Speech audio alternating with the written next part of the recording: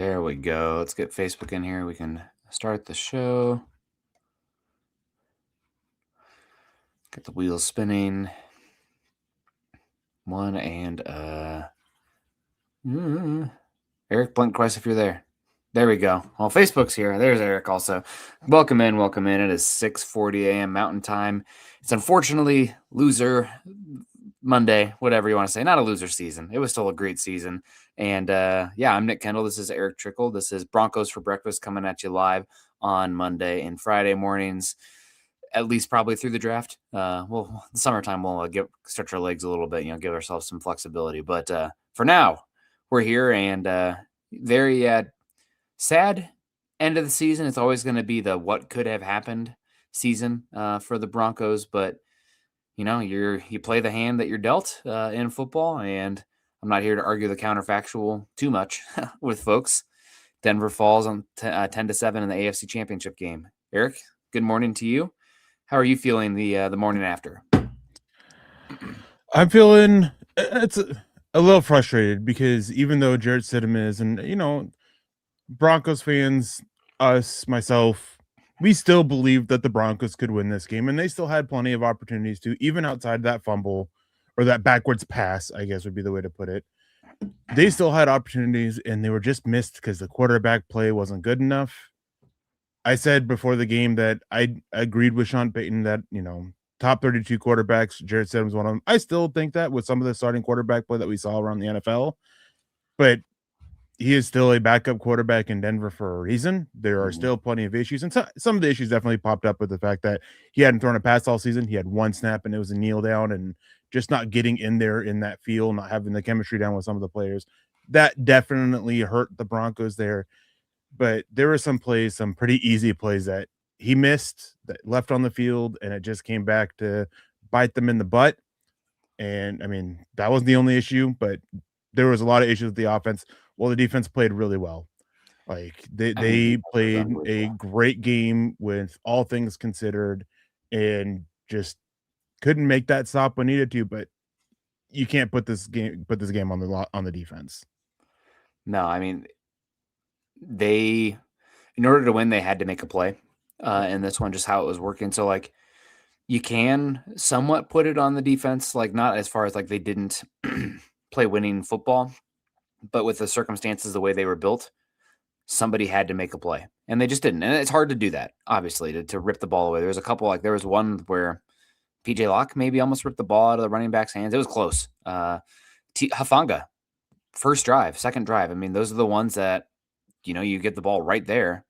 Maybe that's a touchdown. And so, yeah, it's unfortunate. We'll have plenty to talk about, but I do want to say hello to people in the chat as we get rocking and rolling here. First off, super chat, Denver Luke, $4.99 coming in here. Says, really bummed how the season ended with Bo, but on to the offseason mock draft Monday. We'll see if we have enough time today. Honestly, should we hold off all mock drafts until we see if the Vance Joseph gets hired away? I've heard conflicting things there, Eric. So we'll see. Hopefully the next, what do you think, 48 hours, we'll have an idea there on Vance Joseph, maybe Webb as well. I saw that the news this morning was Phillip Rivers is pulling out from the Buffalo Bills, but Webb is having an interview there. I'm expecting Dayball with Webb as the OC, probably. I think you've talked about it in the chat as well. But a lot of times teams will bring in head coach interviews when they're really interviewing for a position underneath. But we'll see. Good to see you, Denver Luke. Appreciate you. Yeah, it is a bummer. But I think we all already kind of had the wind taken out of our sails with that Bo Nix injury as well. And we built ourselves up, but I think it was always kind of like a little bit of a, what other choices do you have, right? Like, this is, again, the hand that we're dealt. You either cry or go out there and support Stidham and hope for, not a miracle is too hard of a word because they had a chance, but something a little bit against the odds. So it didn't happen. It's going to be a what-if season. Michael Ronquillo coming in here. Good morning, Nick and Eric on Broncos for Breakfast. Go, Bo Broncos. Good to see you, Michael. Yeah, everybody, if you're coming in today, I know it's sad. The Broncos lost. Season's over. But it was a hell of a season, and we'll have plenty of time to reflect on it as well. But click the thumbs up, like, subscribe, share, and we'll keep rocking and rolling. And then he also comes in and says, I just cannot blame the defense. I mean, I said it on the show. I've said it on this show, Eric, I believe, many times. But, I mean, everybody knows it's a cop out, but turnovers are the key at the end of the day. Denver is -2 in the turnover differential. That's the game. I mean, right there. I know that people will point to the fourth down. In hindsight, kick the field goal. I really don't mind the aggressiveness, honestly. Like, I think if he makes that and you get a touchdown, he's a hero and Denver wins the game, right? And some people might disagree with that one. I think you could have gone either way on that one. I don't think it was an obvious decision, but the turnover that gave the Patriots a layup touchdown, I mean, the one backbreaking mistake, who can avoid it? The Patriots did. The Broncos did not. Yeah, I mean, that fourth down, that's one of those things where you can look back and it's like, in hindsight, yeah, they should have taken the field goal. I think in the moment in that game with the backup quarterback, I still think that's a situation where you take the points. At the very least, you line up, see if you can't get draw them off sides, and then go from there. Yeah. I think that the play call was a absolute terrible one. Sean Payton has a tendency for a similar plays to that, especially with the blocking up front in short yardage situations. And the Patriots did their homework. They saw that and they attacked the blocking concepts, got that pressure immediately. Not a fan of the play call on that situation whatsoever. And neither was Sean Payton. That's one that he was very critical of himself after the game about, was what he decided to go with on that one. He's like, I originally had a timeout, or I originally had a run play, and then we used the timeout and changed it up. And a run play might have been a little bit better, but who knows? Obviously, they didn't run that. But again, I mean, turnovers, they are so critical. And as you mentioned, the Broncos, they didn't get them. They had an opportunity, literally fall through their hands for one early in the game, and then almost got another one. I think there's another one where Cooper almost knocked the ball out to you. But they had the opportunities and they didn't. And that one play that gave them the touchdown, that ended up being the difference maker, because after that, it basically, you could see the change in the way that the Patriots were playing offense. They were basically at that point just playing to keep themselves in it. And then once they kicked that field goal, they were just playing, we're not playing to lose. And Denver had to go out there and make plays with a backup quarterback. And as I said, comes back to that field goal. Had they taken that field goal, they probably are playing not to lose, especially with the weather in the second half. Instead of having to go out there and make plays, who knows? But I've seen a lot of people say that the better team lost. Well, maybe they did, but better teams don't lose. Yeah, like it just comes to that. Patriots were the better team. They ended up walking away with the win. They were better all around. Yeah. I mean, it's the catastrophic fumble from Jarrett Stidham that you got to turf that ball immediately or take the sack, and because you play in field position at that point, and it is unfortunate because the defense played unbelievably. I mean, other than Drake May rushing, which I give them a little bit of slack for that, Eric, with the way the field conditions turned. It was a little bit of an ice rink and playing like man coverage, the quarterback that big and decent athlete. I mean, that was like one of the only ways they were going to move the ball. And it's a hard ask to cover that. But yeah, it is unfortunate. And I do think, again, like I said, no wallowing. It just is what it is. I do think Denver wins this game with Bo Nix, just with his athleticism, like to have him running as well and keeping them on track. Because that was, I mean, coming out of the game, I mean, obviously there's things we can point to, Jarrett Stidham, but like the Broncos run game, and it's been a sticking point all season, but they were pretty good the first, 2 drives, Eric? Like they had 50 yards. They end the day with 79 rushing yards on 24 attempts, 3.3 yards per carry, and RJ Harvey, 2.8 yards per carry on 13 attempts. I mean, that's a losing formula when you have a backup quarterback. Yeah, and I know like a lot of people in here are going to scream about the lack of the passing weapons in this team, and obviously, like team building wise, big picture, like number one thing I would want would be a number one weapon. But I think equally an issue for this team is they just had no. They are probably the 17th, 18th ranked rush offense when you're looking at the running backs specifically, and that was not good enough for this team. Yeah, you're preaching to the choir with me on that one. I've been hammering about the running back situation for a while. Yep. It's definitely a position they got to add in. And don't get me wrong, J.K. Dobbins, he was great when he was healthy, but he got hurt again, and you cannot go into next year. I do think he should be re-signed, but you can't go into next year hoping that he's going to play a full season again. You still have to bring in somebody else to be that true number one guy, and you got to figure out what it is with RJ Harvey, man. Like, it's always become something different with him. Earlier on in the season, the vision was there; he was just overly patient.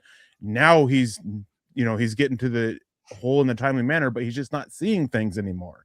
So it's like one or the other, but when you need both to be an efficient running back, and it's just become such an issue with him with the success rate. And I know a lot of people hype up the touchdowns, which are great. Don't get me wrong, but his work has come as a receiver and right up at the goal line.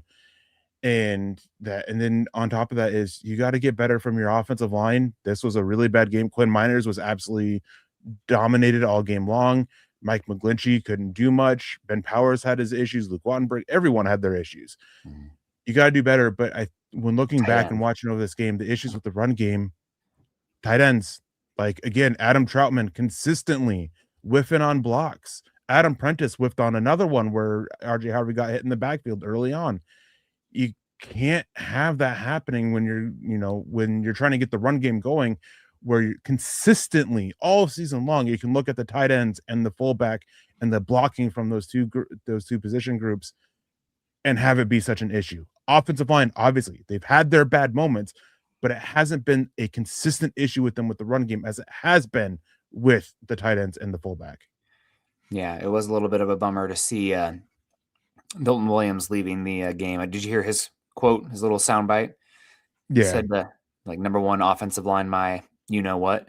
They were beat. I would say that the Broncos defensive line beat the Patriots defensive line, or beat the Patriots offensive line worse than the Broncos did, but made it a pretty good job mitigating like catastrophic sacks. Like he had 5 sacks and Broncos had 3 against him, and the Broncos had 10 more sack yardage than obviously that matters a lot. Yeah. So yeah, shoulda, coulda, woulda on a lot of things. I mean, Sean Payton in the post-game press conference says that he's going to be critical of himself and his play calling, which I'm still Sean Payton pilled. I believe him when he says that. I mean, this was a successful season by all means, getting this far. Who knows how far Denver gets again.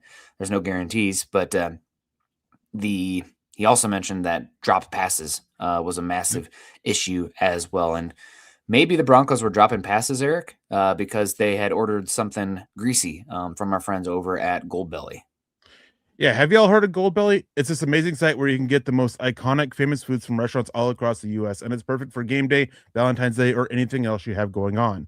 Guys, this is seriously amazing. Goldbelly will ship you iconic Chicago deep dish pizza from Lou Malnati's, the original buffalo wings from Anchor Bar in Buffalo, Guy Fieri's unbelievable trash can tacos, real Philly cheesesteaks, or even the legendary Franklin's barbecue straight from Texas to your door.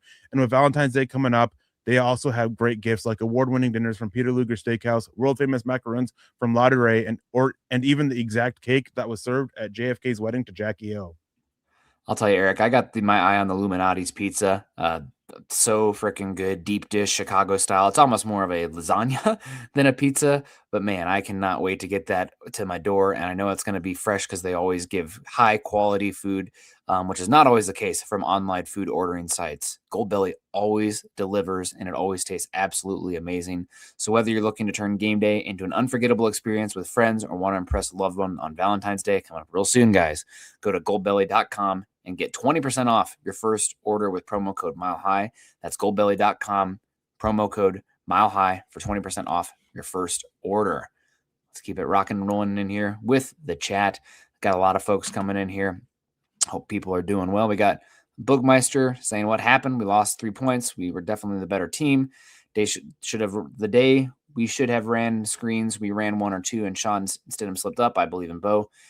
Stidham didn't look good in those screens. I guess I thought the screens were DOA almost as soon as the ball hit Stidham's hand. It was elongated motion, awkward, and inaccurate. And the wide receivers were having to adjust to the ball and not even become like runners with momentum with the football. So I come down to, obviously the drops were frustrating here or there, but the offensive line didn't do good enough and the run game didn't do good enough. And if you're putting it on Stidham in that situation, in those conditions, I think you've already lost. So those are my frustrating takeaways. Like, would it be great to have a wide receiver 1? Yeah, for sure, that we could have gone to and build the plane out of, if you will. But for me, I just come away more frustrated with the offensive line and the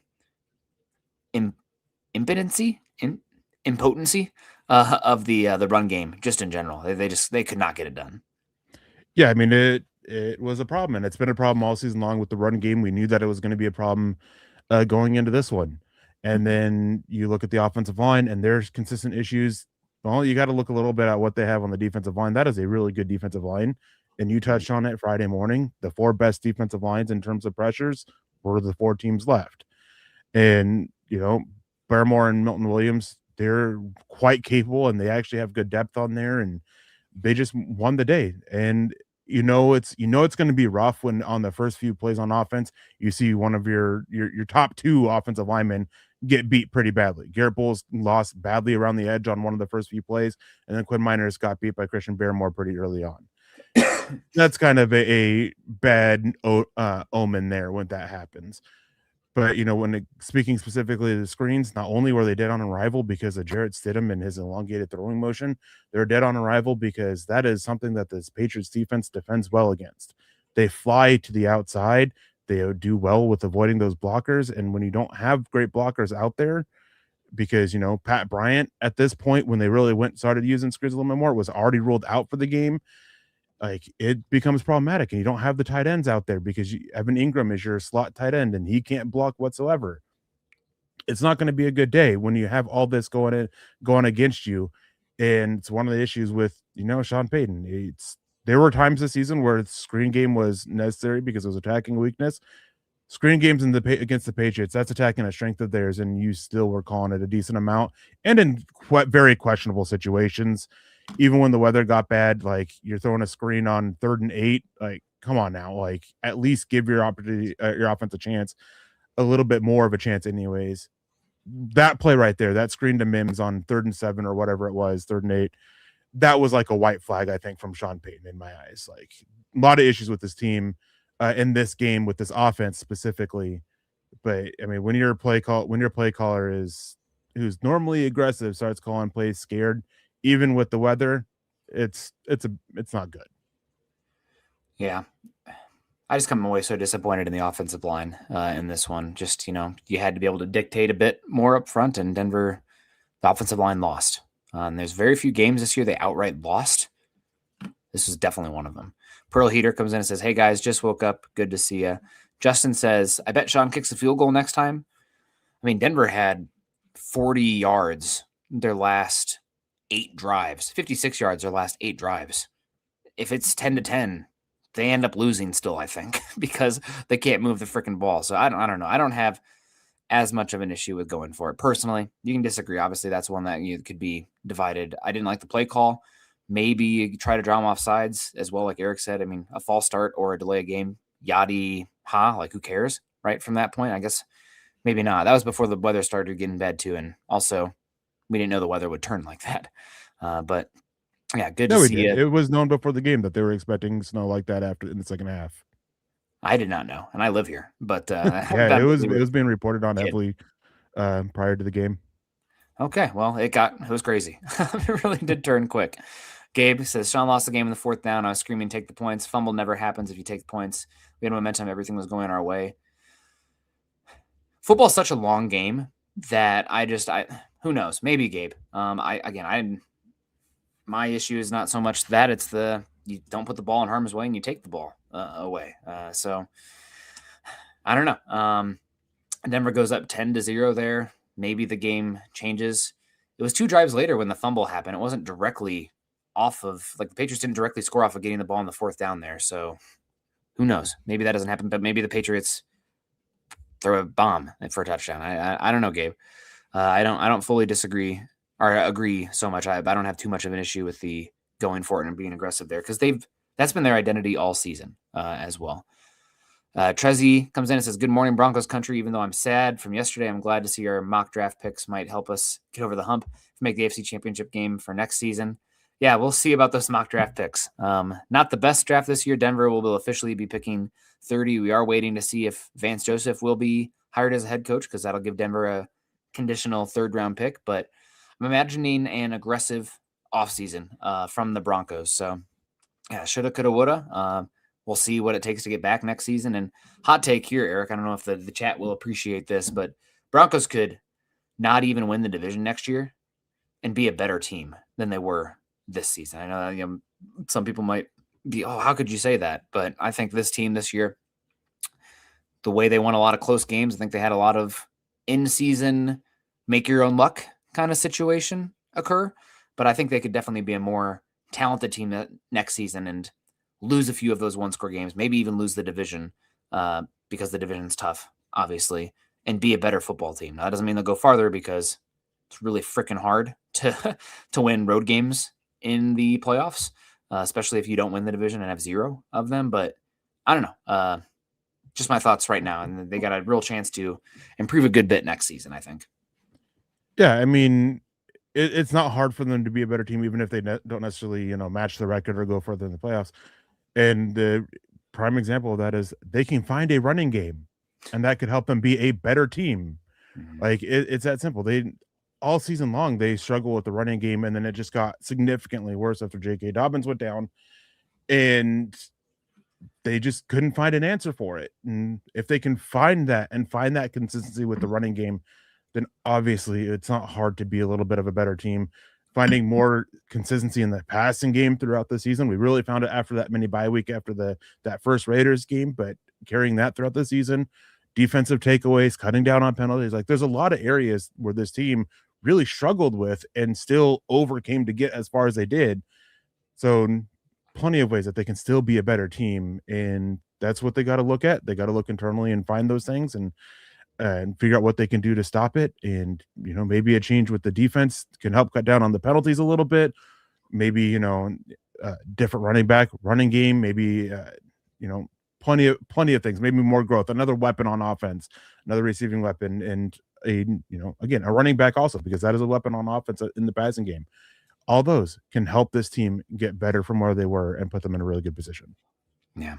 Bob comes in and says, good season. It was, I will go great season. It stinks it goes out like this, but with Bo Nix going down and against in the weird weather situation and losing the turnover battle by 2, not being able to run the ball. I mean, tip your cap. Mike Vrabel, their defense was playing really good football, and their quarterback didn't make the costly mistakes that the Broncos did. And again, Jarrett Stidham, backup quarterback, first time taking meaningful snaps since 2023. Like, I don't hold it against him. It just, just is what it is. Unfortunately, DB comes in and says, running back, tight end, running back are a must. I don't know if we need 2 running backs, but we'll see. I know he probably meant wide receiver in there, perhaps, or maybe linebacker. That's another spot the Broncos need.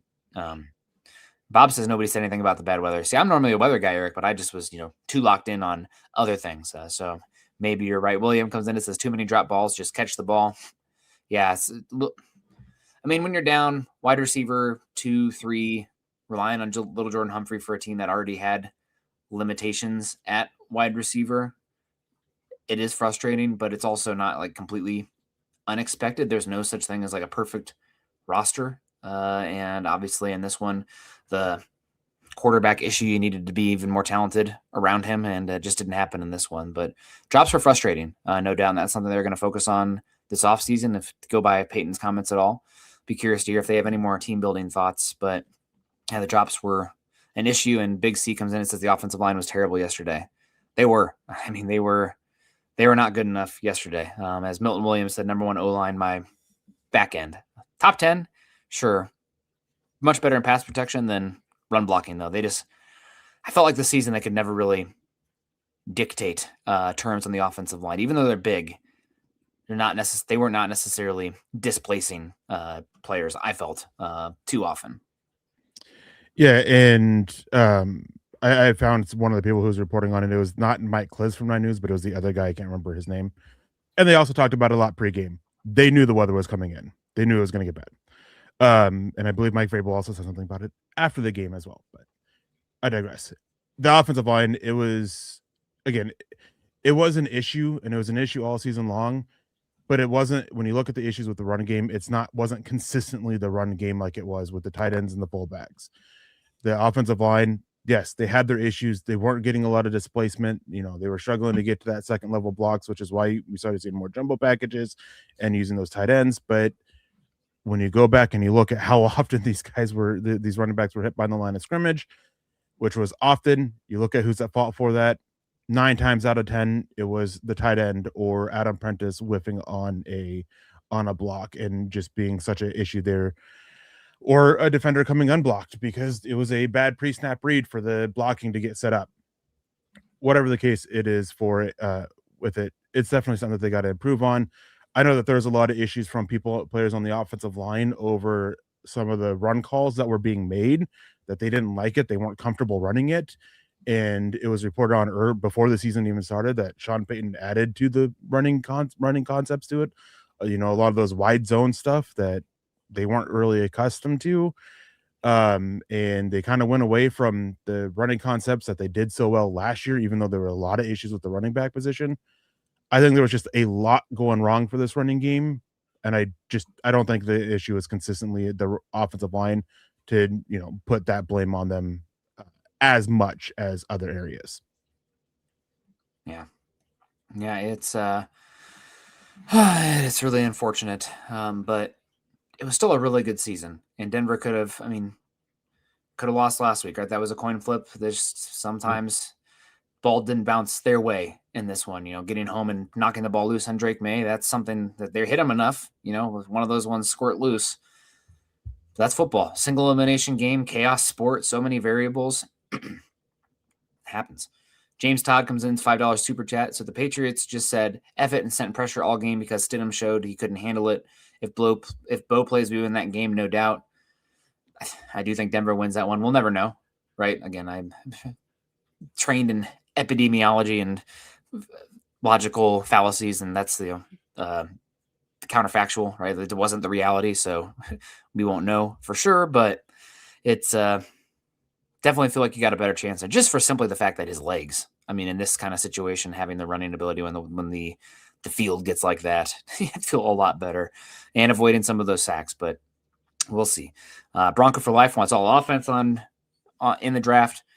Well, if you're drafting all offense, you're probably talking about key players in 2028 more so than helping 2026. But we'll see. Denver's probably going to be. I'm hoping that they fix a lot of the offense, floor raising wise, in free agency, so we don't even have to worry about we have to draft this position in the draft. And I agree with you, Eric. We kind of talked about it, like running back between the tackles, J.K. Dobbins. As far as I'm concerned, you can let J.K. Dobbins walk unless it's like a 1-year, $3 million contract, because you talk about protecting him. It's not like they even ran him into the ground this year. He was getting 10 carries a game anyways, and he still got hurt. So great player if he wants to come back and compete for running back one, but I would pool the resources and go get Hall, Algier, Walker, maybe trade a 5th-round pick for David Montgomery, something like that where – a little bit more durability, even though love JK, but if it was a deeper running back class too, maybe we'd have a conversation because he gives you insurance to some extent, but I think you're going to blow your load on free agency at running back, I believe. So we'll see. Bronco for Life. We got B747Z says go Hawks. Yeah, definitely cheering for the Seahawks in the Super Bowl. Sam Darnold, that'd be great to see him. Go out there and do some stuff. Football is logical fallacy at times. Yes, it is. Chaos sport. You're trying to make sense of a small sample size game with a lot of variables in play. And we also got Lawrence Rivera coming in and says, should have been 14-10. My prediction was so close. Did I jinx it? You didn't jinx it. It's okay. It wasn't going to happen. Good season still. It's all good. In Colorado, Dotut comes in, so I feel bad for the Broncos. I'm in Colorado right now. Well, hopefully you are somewhere safe where the snow isn't causing an issue. I got to go out and scrape the car this morning, unfortunately. Go ahead, Eric. Are you there? Oh, yeah. I had a cough. But yeah, I'm seeing a lot of people talking about it. Bo with that, and I do agree. Obviously, we'll never know for sure because maybe the Patriots play things differently, but you have to think that with the explosiveness that he brings as a runner, with the being able to move the ball in his hands, and I don't think that he's making that same mistake that Stidham made that on that backwards pass, that was a fumble. Like, Yeah. so it's impossible to say that Denver wins this game with him because we just won't know. But there's a reason. But you can feel confident, I guess, that he would. And then as for running back, I think Denver is going to be very aggressive adding to the room. I would look at for like a 1 year, $3 million deal. That's about 50% of it being incentives for J.K. Dobbins to come back as running back 3. And I said this before, and I had got some heat for it because why would he agree to that? Because he suffered yet another season-ending injury. This is what, 4 and 5 seasons of his career, or something like that, 3 and 5. He's just constantly getting hurt, and it stinks, but it is the way it is. And running backs don't have a long shelf life as it is. He's going to be 28 here soon. Like, there's a lot going against him. So maybe running back 3 is that way that he can, still provide value to a team. And he still can. He still is a quality blocker. You can still use him a little bit on third down situations. So that would be where I look. And also tight end. I think Denver's going to be very aggressive adding a wide tight end, especially if a couple of them, their contract's void. I've said this multiple times. And if you pull up overthecap.com and you look at tight ends that are expected to be free agents and look up for the ones where it says void, it's pretty obvious what I'm talking about. And then wide receiver, as things stand now, I would be surprised if the Broncos are actually picking 30th overall. I would be surprised if they even have a first round pick this year, because it really seems like they're going to be using that pick to go get another receiving weapon, another wide receiver. Yeah, for me, the thing about the wide receiver is, I don't know how much I'm allowed to curse on here, but it's bleep or get off the pot at wide receiver. Like, what good does another wide receiver 3 do for this team? Nothing for me. And you're just adding to the noise. Somebody that kind of messes with the rotations. You need somebody that hopefully you can build the plane around. And even if they're not like building the plane around them per se, like they don't have to be a top 10 wide receiver because those guys don't come available every year. It's kind of like I view it like people, like I had people texting or messaging last night, like, oh man, look at JSN, look at Puka Nacua. It'd be nice to have that. Teams that are out of the playoffs right now are pointing to the Broncos defense yesterday with Patrick Surtain making plays down the field. Like, oh man, we just need Patrick Surtain. It's like, okay, good freaking luck, right? Like, what are the pathways to actually get that kind of guy every season? Probably, honestly, a little easier to get a wide receiver that's in the top 15 than finding a cornerback like that, just given the ages and how their careers play out. But I digress. It's going to be a hard pathway to find that guy. That doesn't mean they won't get it, but for me, and this might be controversial, Eric, I really do want them to add a wide receiver they can build a plane out of a little bit more. But what their formula right now, even though they lost yesterday and it hurts, they lost, and there's obviously, it's a game of football, right? Like they're going to have the other teams paid to play too. The philosophy of this team and the building of it, I think, is overall a success, right? Like you got to the AFC Championship game, you very likely win if Bo Nix is the quarterback, I think, in that one. You went, 14-3? I don't think we need to drastically change things. Now, obviously, there's tweaks here and there, but let's say they go into the offseason and they just improve, let's say maintain status quo at linebacker because they're losing 2 of their top 3. So they have to bring in somebody there, in my opinion. Yeah. You add a running back 1, which there's going to be some in free agency, at least like, between the tackles usage. And you add a 2-way wide tight end. And after that, you just continue the philosophy you've had team building.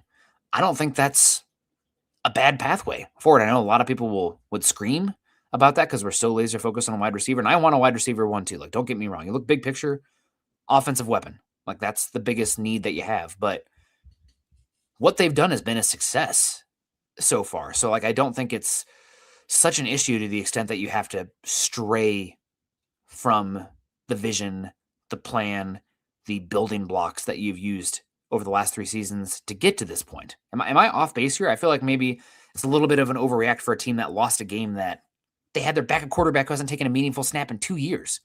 Like this, you don't need to switch up everything drastically for the team build philosophy. I don't think you're wrong, but I think you're not taking into consideration the fact that Denver has really made pushes to get another wide receiver in here. Yes, they have. They've just fallen short. Yeah. So I don't think going after another wide receiver is changing their philosophy whatsoever. No. I just think that they've realized that they really do need it. And Jalen Waddle is that guy that I think they'll be making those calls about once again, as they did before the trade deadline. They were in on Stephon Diggs. They were in on multiple other receivers prior to Cooper Kupp. Like, they were very aggressive last offseason trying to get another receiver in. They just missed by sometimes they missed by an inch, sometimes they missed by a mile. But Egbuka, like Allegedly. they Allegedly. not so allegedly. They wanted Egbuka. They were wanting them there at 20. Peter Schrager is absolutely correct in his reporting on that one. So they were aggressive in it. They just fell short. So I don't think that's going to change anything. I know that they want a running back. They want that tight end. I think they're going to be very aggressive with offense. Again, with trying to get guys, because they have been aggressive before, even last year in the draft. They weren't super aggressive going after tight ends, but there was a lot of tight ends they were targeting. Most of them went earlier than they were expecting. So I don't think that they're changing their philosophy around. I just think they might be a little bit more aggressive in getting their and executing their philosophy, I guess would be the best way to put it, of going and getting that other receiver, going and getting that tight end, going and getting that running back. I think they're going to be a little bit more aggressive, getting it done instead of changing it up. Yeah. Yeah. And, I've been banging that drum too. I just don't think it's so. It could get to the point similar to last year where like the obvious pathway doesn't open up. And I don't think that would be necessarily a total failure. No. Because I think the formula of trench oriented is still the backbone of this team. Now, would I like them to be a little bit better, run blocking up front? They were, before this game, they were pretty top 10 in rushing yards before contact, or I believe that was it. And they were like bottom 5 in rushing yards after contact. So that's a red flag on the running back position. Not as much the offensive line, but some of the auxiliary pieces in the run game. I mean, even Atkins had a bad game in this one, Eric, in my opinion, and he'd been, you're probably your best run blocking tight end out there. So I don't know, a lot of different options forward. Like I said, if you're thinking big picture, a number one wide receiver, it doesn't have to be a wide receiver. Number one go-to weapon would be amazing, but you still have to keep the trenches strong at the end of the day and draft good players. So, and it's a good thing for them. They have all 5 of their offensive linemen under contract. Yes, for the next season. So it's there. And then on the defense side of the ball, I know we scream about John Franklin Myers, especially me. I've made plenty of screaming about it, but from what I gathered is they really do believe in Savion Jones and Uwazurike, and I do think they'll add another veteran to that room. So this is actually a good year for them to make those aggressives, and it's so focused on wide receiver 1, but I don't think they necessarily need a wide receiver 1. They can do with the wide receiver 2, because I think the room is filled with 3s and 4s that they need somebody else to be that legitimate, just help take attention away from Cortland Sutton, because we're not getting that. And so it doesn't have to be wide receiver 1, because quite frankly, how often do those guys become available? They don't. Like, it's a situation where if, supposedly Justin Jefferson is a little bit frustrated with the quarterback situation in Minnesota, there's a situation you call on, but they're probably not going to trade him, right? It's the same thing with the Bengals last year before they extended Jamar Chase. You make the call just to see if it's possible, but it's probably not nothing's going to happen with it. That's just the way it is with true number 1 receivers. Those guys you can build the plan around, but it doesn't mean that you still can't go add another weapon. A Jalen Waddle could be a nice piece to help take that attention away from him. Alec Pierce, who's a free agent, if the Colts don't extend him, which it sounds like they're not going to, he could be that piece to add to it as a actual number 2 receiver. And then you can use Troy Franklin and Pat Bryant, and maybe Pat Bryant can still grow and be that number 2 receiver. Well, when that happens, maybe you can get more out of Troy Franklin, maybe you can get out of that. You still have Cortland Sutton, who, with the way his contract extension is up, well, maybe if he keeps split the way he is, because frankly, he didn't look like a number 1 receiver at all this season, outside of maybe a moment or two. And, the drops have become such an issue with the reliability has been an issue with him as of late. Well, the way his contract is set up, after next season, you could potentially make that change there. So if Pat Bryant and Troy Franklin take that steps up to being, number 1, number 2 quality, and you have another guy there, then maybe you're saving some money by moving on from Cortland Sutton. Like, it's just options there, and you can still add somebody while still trying to develop the other guys and doesn't have to be that guy that you build a plan around. And that goes back to what you were saying about the philosophy of this team. Sean Payton's philosophy really has been is just trying to add quality weapons all around. And if he finds a legit, guy he can be able to turn around, that's great. But he still has shown that he can still have good weapons without that guy.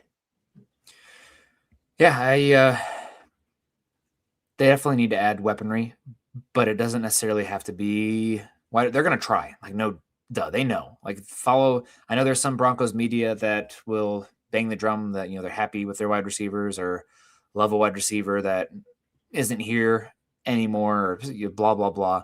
But I mean, you follow their actions, not their words, and they've been looking to add weapons. But I mean, even upgrading the Y tight end from a D to a B minus, and your running back position from a running back position from a runner's perspective without Dobbins from a D to a B. I mean, that changes the dynamics of your game drastically in what you can do and what you can be. So wide receiver targets, I'm sure I'll have plenty of time to talk about this, Eric. I'm just kind of going over guys that like I would call on because I don't think they've recently signed big contracts, and maybe there's some upheaval. You probably, phone hangs up quickly on some of these ones, but you mentioned Justin Jefferson. Of course, he's one who stands out. I'm calling on Justin Jefferson. I'm calling on Drake May. I can't even get out of my head. Drake London. He's coming up to his last year of his contract, and that's a new regime out there in Atlanta as well. They have to decide what they're doing with Kyle Pitts, Bijan Robinson. Also, I'm calling about Bijan even too. I know don't trade for running back one. Windows now. I mean, if you have a chance to bring him in, that really changes the complexion of your offense. Would they trade him? Probably not. AJ Brown is interesting. I know he's had some issues, but obviously really talented. Really loved listening to Surtain talk about covering AJ Brown too. I think he's got a lot of respect for him. Jalen Waddle is out there. Has Zay Flowers signed a new contract yet? Not yet, I don't think. I would be to add an explosive Z like Zay Flowers. I mean, there's some weapons who are out there that obviously are interesting for the Broncos, but it does fall off a good bit too. I mean, when you start to look at some of these guys. So those are some of the names that maybe I'm missing somebody too, Eric, if you want to toss out. But yeah, I kind of look at it like teams like, oh man, we need a Patrick Surtain. Let's call them. No, you're not taking. Thank you, but no thank you. Maybe George Pickens too, with how good he was. I can't imagine Dallas lets him out the door, but he's a free agent and unbelievably talented as well. On that note, though, maybe I missed you, Sam. CeeDee Lamb. There's been a lot of reports that Lamb, Dallas was going to be making a choice between George Pickens and CeeDee Lamb, and there's been a lot of talk that they're going to make CeeDee Lamb available in trade. That would be an interesting one. Bypassed him in that 2020 draft. 19 was Drew Lock. 2020 draft was Jerry Jeudy. He goes pick 18, 16, 17, 18. But yeah, I mean, that's another one. Useful piece. So yeah, Denver's going to be calling on the veterans there. It's not veteran or bust for that, but I think they're going to be aggressive. But we got Miguel coming in, says, hypothetical, since Denver's picking late, would you trade for someone like Waddle, cost more than your number one pick? Well, apparently based on the talks from the trade deadline and how much he was costing, I think it would cost more than 30 overall for the Broncos. Now, could we get it done with 30 overall and the comp pick from VJ that's probably coming? I don't know, Eric. Is that close to enough? A 1 and a 3? I kind of start to get a little bit queasy thinking about giving up a 1 and a 2 necessarily. Definitely not 2 first-round picks. I'm sorry, like GTFO in that scenario for me. But a 1 and a 3, would that get it done? I think that would be pretty close to it. I know that there was a team that offered a 1 and a 3 prior to the trade deadline, and if it wasn't for a certain situation, the Dolphins would have taken it. That situation being it was the Buffalo Bills who made that offer, and they didn't want to trade him in division. So who knows? Maybe it is enough. Maybe the new coach has a higher value on Jalen Waddle and for the offense that they're wanting to run in there. So maybe things change with that. But I would expect Denver to at least make that call again, because Denver was making a hard push for it. Fell a little bit short of the Bills' offer, and obviously didn't get it done. But even then, the Miami Dolphins still almost took Denver's offer that they had because it wasn't a divisional rival. They just decided to keep him instead. Yeah, I think that's a That's a good call. Overall, we got Kirk say good morning. Bad calls. One of the main reasons we lost, not taking points that was given to us, taking easier field goal and making the offensive plays more simple. I thought the offensive plays were pretty simple. It's just they didn't execute. I mean, when you're getting beat up front and you can't run the freaking football to save your life, and you don't have a great drop back pass game, you're going to have a hard time. So I don't know. I don't know what I wouldn't have called the screens after like the first one. I've been like, okay, this is ugly as heck. Maybe a little bit more over the middle plays, or maybe actually some more shot plays down the field. Although the refs were not calling penalties that much, but I mean, drawn up elongated shot plays just to get a chance for some verticality in the offense. But that was a really good secondary. That might be the best secondary in football the Broncos went against in this game. So it is it's unfortunate. There's going to be a lot of shoulda, coulda, wouldas, but you made the one back-breaking mistake, and the Patriots got a layup touchdown off of it, and that's all she wrote in that one. So shoulda, coulda, woulda. It hurts, but I don't know. It's definitely frustrating. Yeah, and I think my issue with the play calling is more so the fact after the first 3, maybe 4 drives, it was simple calls, but it was simple calls into strengths of the Patriots defense and not so much trying to attack the weaknesses, especially with the running plays that they were calling. The Patriots are a very over aggressive defense that like to over pursue. So misdirection runs and slashing type runs. This was a big game for Jaleel McLaughlin. Should have been anyways, and they weren't using him as a slasher back. They're trying to get that out of Harvey, who has struggled with that all season. So, not just trying to attack, where the defense is weak at or defensive issues that they have, but the way they're using players. I think there's a lot with the play calling here, but the simplicity of what was being called isn't it. And, with the fourth down call, I think in this situation with the backup quarterback and knowing the weather was going to get bad, you take the points.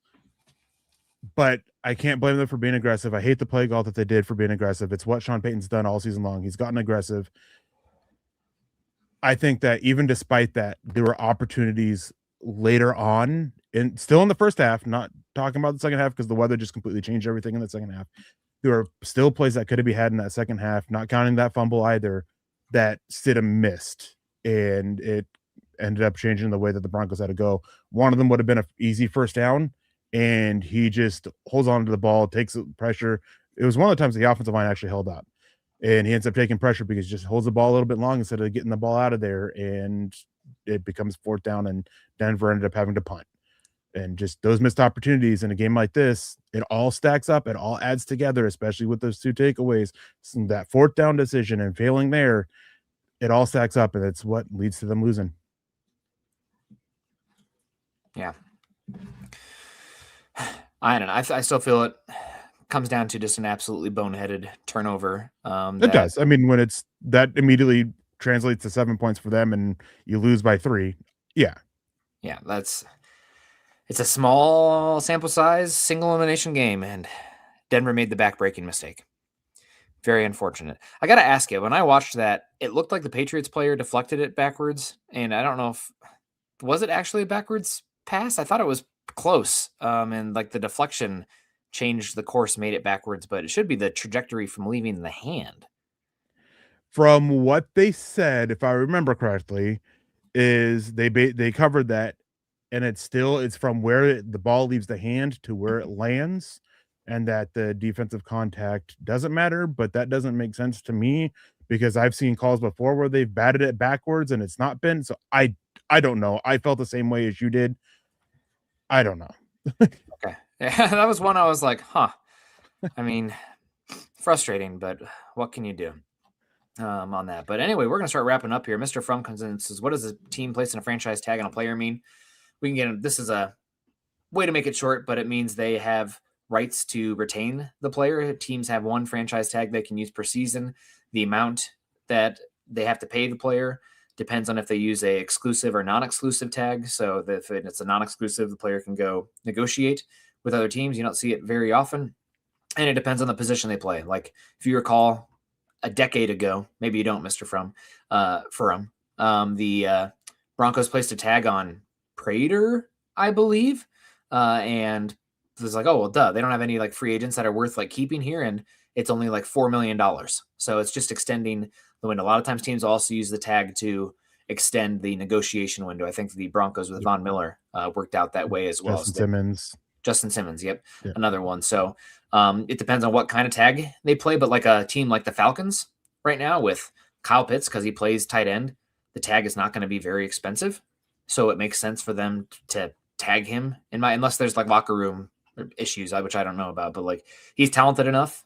He's still only like 24 years old. And tight ends don't cost a lot to tag. So like if Pitts hit the open market, I bet you he gets a contract larger than what the tag is because of the demand for teams wanting weapons that look like that. Yeah, and there's a few different types of tags. Obviously, there's exclusive, non-exclusive. There's a transition tag, and the amount of it is based, depending on what tag, based on current contracts. And it's something that players use too. If the players get tagged, they often look at the cost of 2 years of tags, and they typically ask for more money than that in their first 2 years. But another way of looking at it is a right of first refusal. So depending on the tag, one of the tags, they can't even negotiate with other teams. Another one of the tags they can. And then the original team, say Denver placed the franchise tag on John Franklin Myers. That was a transition. It is a non-exclusive franchise tag, I think would be the better way to put it. He can then negotiate with other teams, and if they sign to a deal, then Denver can choose to either match that deal or let him walk. And if they let him walk, they can get some draft picks for it. Yeah. I'm with you. As we wrap it up here, I've got a comment from Jose coming in and says, get Bo Nix some more wide receivers, please. Make Marvin Mims another bigger part of the offense. This is another kind of part of the Broncos fans and Broncos wanting wide receiver as well, but the team is set up for ascension from the wide receiver position because outside of Cortland Sutton, they are exceedingly young. So let's say the Broncos come away this offseason and for some reason there's not a wide receiver trade market that materializes. And you bring in, let's say, Dallas Goedert, Y tight end, older, 2-year contract, but like actually can play Y and catch the ball between the sticks and in the red zone. I mean, he was awesome in the red zone this season. When Jalen Hurts actually decides to throw it over the middle, he's pretty tough. And then you sign, let's go Breece Hall. Eric just added some explosiveness there as well. Adding those two guys, and then your wide receivers being Sutton, Pat Bryant, who I think we're all excited about, and Marvin Mims, like that isn't the worst thing in the world for this team. Now, will it be disappointing if they don't walk away with like a Waddle or trade up for, let's just go Mekhi Lemon? I don't even know if that's Sean Payton's type per se, but like he beat the absolute tar out of Iowa and made unbelievable plays. So he sticks out in my head.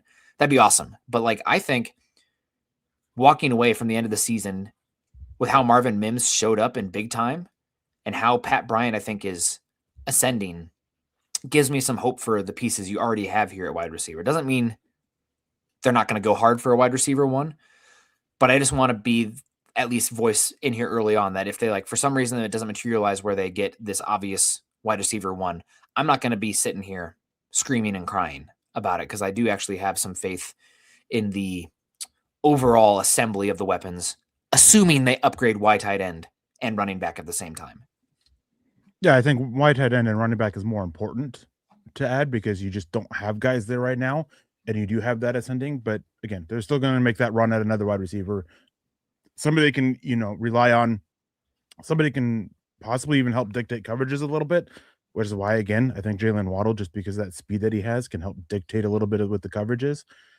And they're going to be aggressive with it. But if they don't, I'm with you. I think that they have a lot to look forward with this wide receiver room. It's just hard to go into yet another season just betting on so much improvement from the wide receiver room to help pick up the slack that's there, because it really is looking like that Cortland Sutton over the last few weeks has kind of taken a dive down. Is he going to be able to bounce back?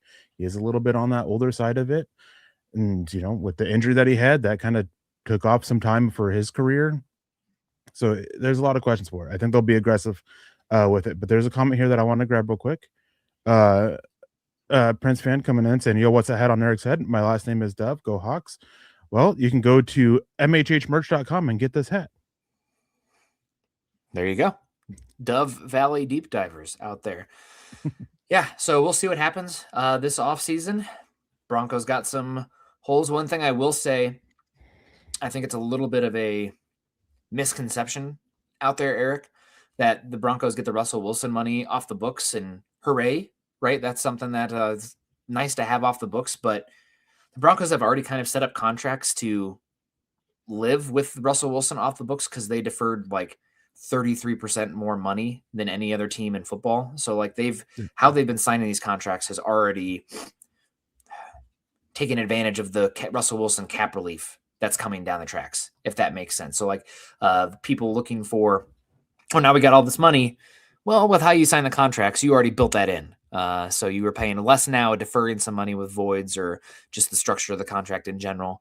And you built in to take advantage of the relief that's here. So it's not all of a sudden there's a whole bunch of money to spend for the Broncos with how they've distributed contracts. It's not like they're poor by any means in the cap, especially not in cash, of course, as well. Like if there's somebody out there they want, they can go get them within reason. But and they deferred more money than anybody else. So like this Russell Wilson money coming off the books isn't actually going to like change the dynamics drastically. Yeah, and they're still sitting with about 30 million in salary cap space, and they have multiple contracts that they can restructure to create more. They have plenty of avenues for it. And then again, rich owners, one of the easiest ways to work the cap and maximize the cap is having cash on hand and giving it out in bonuses, because the whole thing of the contract goes into escrow and that whole contract there. So it's when you have that money and you're not relying on money from the NFL like a lot of other teams do, like Denver was there after when the trust was in charge. You can sit there and you can work around it a little bit more. And that's the way that the Broncos are working it with the salary cap. It wasn't because of Russell Wilson's contract, from what I understand, that played a part in it, but it was more so because they're a team now. It's a Sean Payton thing. We're going to kick the can down the road. Eventually it's all going to come due, but we're going to kick the can down the road until we can't anymore. And so that I would expect them to keep doing that. And so I would expect probably like 3, maybe 4 restructures. And Denver goes into this with 30 million in effective cap space, meaning that is taking out what they have to set aside for the draft picks, which will be about 5 million, and taking out what they'll want to save for later additions, which is probably about another 5 to 10 million. So I think Denver will go into this with about 40 to 45, and effective cap space is about 30. They have avenues for sure to create some money, and it's going to be a destination I think a lot of people will like to come to. So we'll see what happens with this team. We'll see what happens with the coaching search. Didn't have much time to talk about it. I think Webb has 1 or 2 interviews today, and he's a hot commodity. We'll see what happens with Vance Joseph as well. I know that some people covering the Cardinals have been saying that somebody, not Vance Joseph, but somebody else is the favorite. And I know that you've heard differently as well. So we'll see what happens with Vance Joseph and the Cardinals / Raiders as well. And Jim Leonard too. 2 of the positions he was talking with were 3. filled. 3 of the positions, because Packers, Giants, and Cowboys. So he might be back regardless. We'll see what happens. We'll see what happens there. But overall, great season. Unfortunately, it comes down this way, but I think AFC is going to get absolutely clobbered in the Super Bowl coming up here. I mean, we saw Drake May and the Patriots offense has been abysmal, freaking abysmal, but they've gone against some really just unfortunate offenses. But they got there, so credit to them, and you still want that chance, even if you get whipped you play the game still. So I'm guessing Seahawks. What do you think the spread will be? Do we have an early line? I would go Seahawks 7.5, 6.5. That might be high, but I just think they're going to freaking overwhelm the absolute hell out of that Patriots offensive line. Yeah, I said this. There's a guy I know he's a Patriots fan. I reached out to, and I was saying like congrats and last night, and somebody came in and it's like, well, they're gonna get throttled in the thing in the Super Bowl anyways. I'm like, yeah, I kind of felt that no matter who was representing the AFC, as much as that would, I hate to say it, those NFC teams, man, both of them just looked so good, especially Seattle with the way they play defense. I don't know if there's an early line, but I'm pulling for Seattle to win, partially because of that is I like to sleep in my own bed, and my wife is a Seahawks fan. And the wall is not very thick between me and our bedroom, my office and our bedroom, so she can probably hear me right now if she's awake. So go Seattle. And Prince Van saying, coming in with a $10 super chat saying, thanks, you're welcome. And I saw you said go Hawks. Well, we're pulling for the Seahawks. The last thing we want is a Patriots Super Bowl win. Another one. Yeah. They don't deserve good things. Yeah, I don't know, Eric. They had a really hard time those 3 seasons where they didn't have a MVP Oh caliber. yeah, they had a hard time with allowing two people that are getting, charged with domestic violence, playing for them, feels so bad for them. Yeah, God, seeing Steven Diggs cry on the sideline, it took everything in my power not to tweet out something just toxic. But I don't wish good things for him. Let's just put it that way. But yeah, we're gonna get out of here. Appreciate everyone. Good season. Shout out to everybody coming in here. Super chats. Denver Luke, James Todd, Miguel Santa Steven. Great to see you. Lawrence Rivera, of course. Prince fan coming in here. Yeah, definitely pulling for the Seahawks. I was in Seattle for 5 years, and it is by far my favorite city and region of the country. The Pacific Northwest, specifically Western Washington. Portland, Western Oregon's cool too. They got a cooler coastline up there, but the mountains in Washington have my heart. So I'll get back to you guys this summer about the Rocky Mountains. Haven't done enough out here yet, but it's going to be hard to topple the Cascades. Make sure you guys are following Eric and I. Eric's at Eric Trickle. I'm at Nick Kendall MHH. Also follow our guy Dylan Von Arks in the background. Shout out to him, keeping us in line, taking care of some of the trolls with the trigger finger. Follow Dylan at Dylan Von Arks MHH. We're at Mile High Huddle, of course, facebook.com/Mile High Huddle and facebook.com/Mile High Huddle pod. And as the ticker says underneath, please subscribe, like, and share over on YouTube. It's an unfortunate end to the season, Eric, but a successful season, no doubt. And it's frustrating because you never know if you'll be at this point again. Obviously, you got some dragons in your division at quarterback, even though Justin Herbert turns into a chicken from the dinosaur to, a sparrow in the playoffs, it seems like. But and we'll see about Mahomes' injury next season. But it's definitely hurts to lose that opportunity, the number 1 seed in the pathway they had. But still, where we were 3 years ago to now, things to correct, things to get better on. But what an enjoyable season for the Broncos. So really fun. Thank you for waking up early, talking about all of this with me, not disparaging my stupidity that tends to show its head, 3 or 4 times an episode as well. So always do appreciate that. Yeah, and I mean, I wrote an article on this. You can check it out, milehill.com, about the season ending. But Broncos fans and even the team, like I saw Mike McGlinchey talked about it as like, yeah, we're disappointed. We had Super Bowl aspirations. Like they still should have their heads up high because of what they did. This is a team that 2 years ago, prior to the 2024 season, everybody thought was going to have a top 5 pick. Even after they made the playoffs last year, so many NFL analysts had Denver as, bottom 10, 15 team in the NFL this year, missing the playoffs, maybe 8-9 wins, just not quite there. And they went 14-3, and they did so with some amazing comebacks. It was a very magical season that we had, and maybe we'll never see something like this again. Not necessarily, not another 14-3 record. Who knows with that? But the way they got there, and it's a bummer. It's a bummer to go out the way you did on a, losing your starting quarterback on a play that shouldn't have happened because the refs missed an obvious holding call in the end zone. But hey, it still stinks. It's hard, but Denver still has a lot to be proud of. Broncos fans, it was a great season. It was a magical season. I'm glad that we were able to share this ride with you all. The first time that we've been doing these shows that we've had a season like this. Obviously, we made the playoffs last year, but this was a little bit different. And you mentioned that maybe they don't get there again because, the division is full of dragons. Well, in a world full of dragons, be dragon slayers. And I think the Broncos kind of slightly established themselves as dragon slayers this year. Yeah. Nerd. No, I'm just kidding. I appreciate everyone. We got to get out of here. Have a great Monday. Can continue to, go out there and cheer the team on, and we'll be back on Friday. Good season, everyone. Go Broncos.